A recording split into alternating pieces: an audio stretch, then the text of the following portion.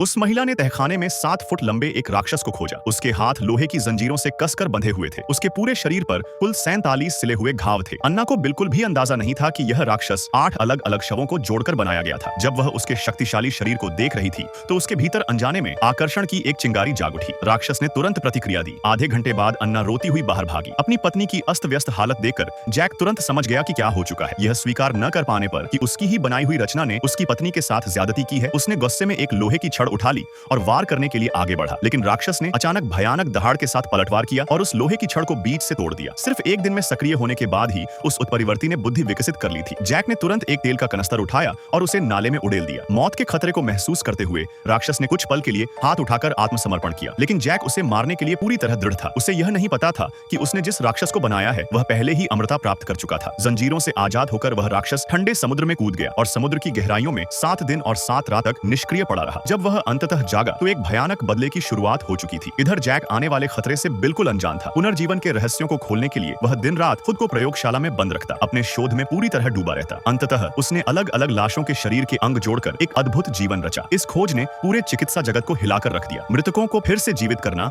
अब केवल एक सिद्धांत नहीं रहा था, लेकिन तालियों की जगह उसे कड़ी निंदा का सामना करना पड़ा। लोगों का मानना था कि यह प्रकृति के नियमों का उल्लंघन है। जैक का मनोबल पूरी तरह टूट गया। भीड़ के एक कोने में खड़ा हाईलैंड नाम का एक व्यक्ति उम्मीद देख रहा था। उसकी मां की मृत्यु उसे जन्म देते समय हो गई थी। उसे विश्वास था कि जैक का शोध उस कमी को पूरा कर सकता है। वह स्वयं जैक के पास पहुंचा और गहरी उत्सुकता दिखाई। उसने जैक को हर तरह की फंडिंग और जरूरी उपकरण उपलब्ध कराने का वादा किया। इससे जैक को जीवन का एक नया उद्देश्य मिला। हालांकि अब उनके पास उन्नत उपकरण थे, लेकिन शवों का स्रोत अब भी एक बड़ी समस्या था। तभी एक युद्ध छिड़ गया। यह दुनिया के लिए एक त्रासदी थी, लेकिन उनके लिए यह एक सुनहरा अवसर था। हाईलैंड ने युद्ध भूमि से 8 ताजा शव चुने। लंबी सिलाई और जोड़ने की प्रक्रिया के बाद जैक ने अंततः एक परिपूर्ण शरीर तैयार किया। उसमें अपार विस्फोटक शक्ति और संतुलित कदकाठी थी। बाहर एक भयानक तूफान उठ चुका था। जैक अब और इंतजार नहीं कर सका और प्रयोग शुरू कर दिया। एक बिजली की जबरदस्त चमक गिरी। राक्षस की कोशिकाएं धड़कने लगी, मानो जीवन लौट रहा हो। जैक उत्साह में दौड़कर पास गया, लेकिन उसे दिल की कोई धड़कन नहीं मिली। निराशा ने उसे पागल कर दिया। वह बार बार ठंडी छाती पर मुक्के मारता रहा जब तक कि उसमें कोई ताकत नहीं बची। उसे लगा कि सब कुछ असफल हो गया है। लेकिन अगली सुबह जब उसकी नींद खुली